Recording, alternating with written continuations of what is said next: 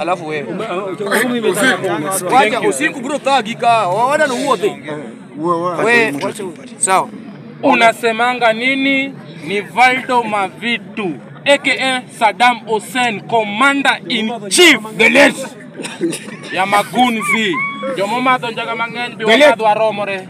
Kuja tukuta tukoshane. Nasema hivi. Ona ropo kwa ndo maana una bibi.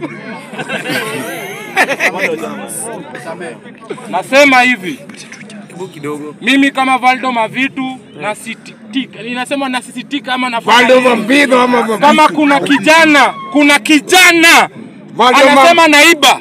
Kijana anasema anaiba kwa sababu hana pesa. Valdo Mavitu ama huyo kijana mimi naomba nipate contact yake aingie kazi mtaani, awache kuiba.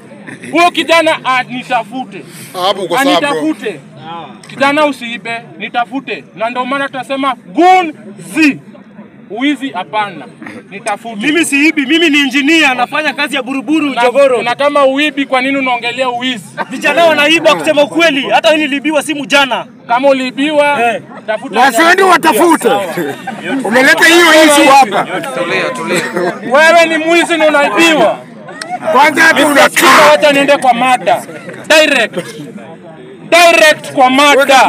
Idwana unataka kuongea? Nimekuwa hapa bwana, acha nikaongea na wa Uganda. Na wa Uganda wamekataa kuheshimu oda ya Wakenya. Leo hii umekataa kuheshimu oda ya Wakenya kama mtu Kennedy Songa. Wewe Uganda unakataa kusikia oda ya Mkenya kama Kennedy Songa, mtu mwenye anapinga serikali yasikia. Unakataa kusikia. Nasema hivi. Bobby anaitwa Bobby Njagi ama Bobby Njaga.